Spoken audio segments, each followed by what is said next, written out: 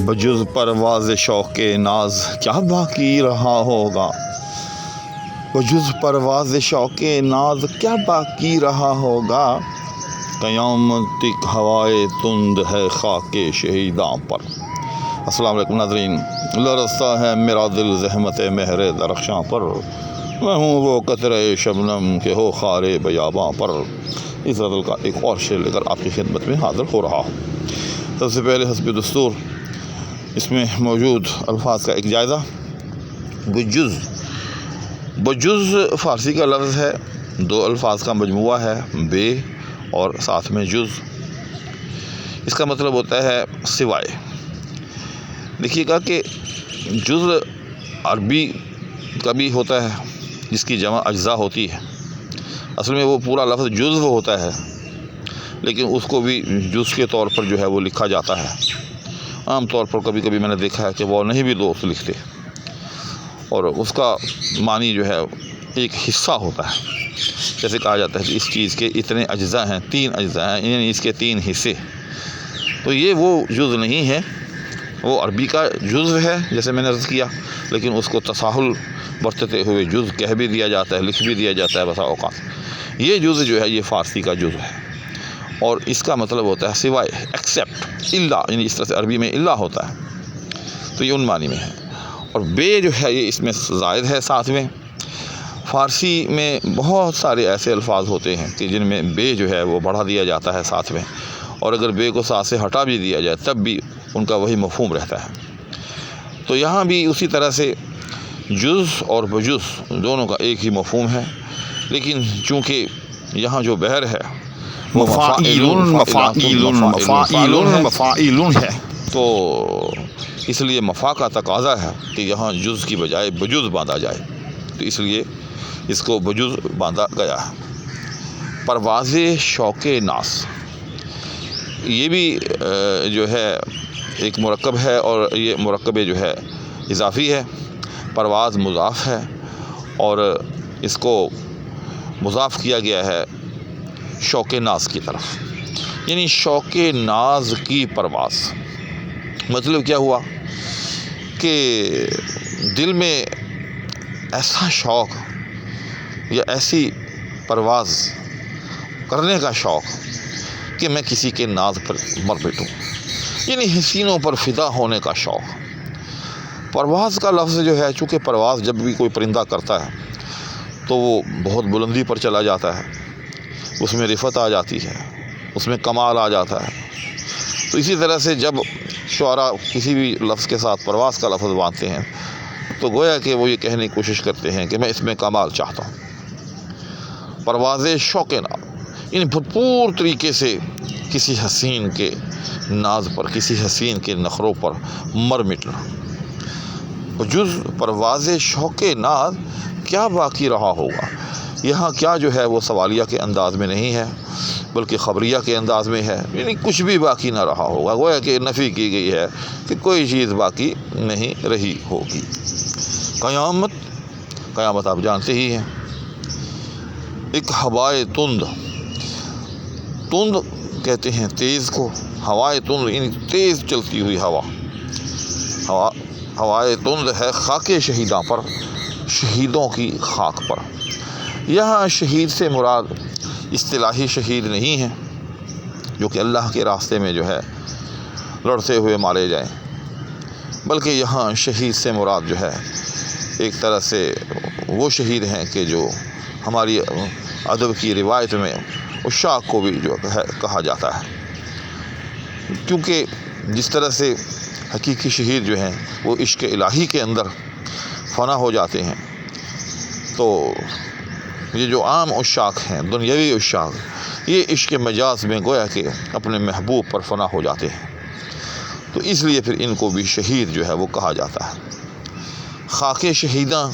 یعنی جہاں کوئی شہید جو ہے کوئی دفن ہو، اس کی قبر ہو، اس کا مزار ہو۔ اس لفظی وضاحت کے بعد اب آتے ہیں اس کی تفہیم کی طرف۔ حل کہتا ہے کہ بجز پرواز شوق ناز کیا باقی رہا ہوگا، چونکہ یہ ایک مسلم حقیقت ہے، اہل اسلام کا یہ ایک مسلمہ عقیدہ ہے کہ قیامت برپا ہوگی، قیامت کے دن جتنے مردے ہیں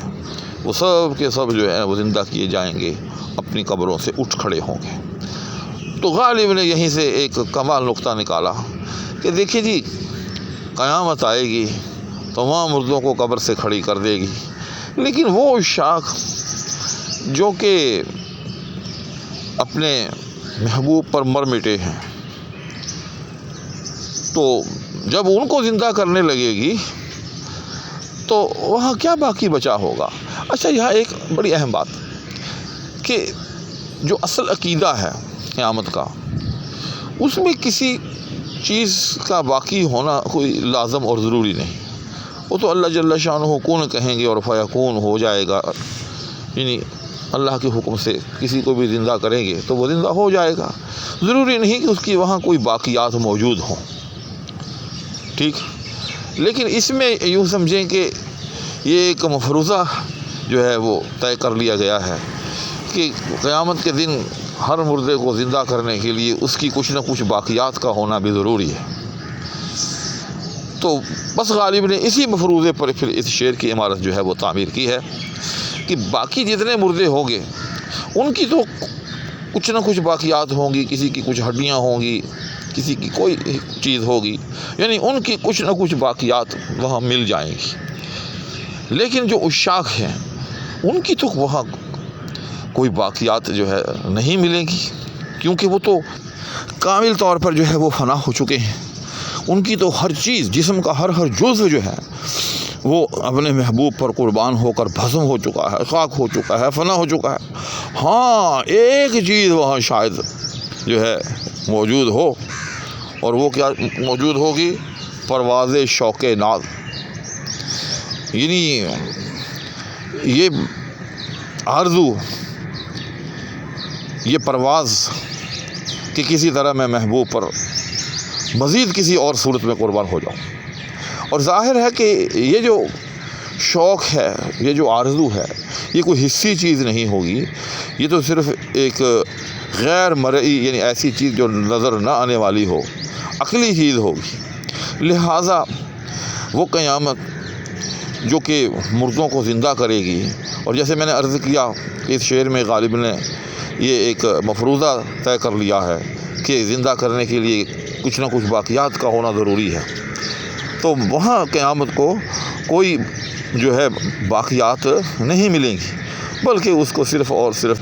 وہاں پرواز شوق ناز ملے گی، جو کہ کوئی ایسی حسی چیز نہیں ہے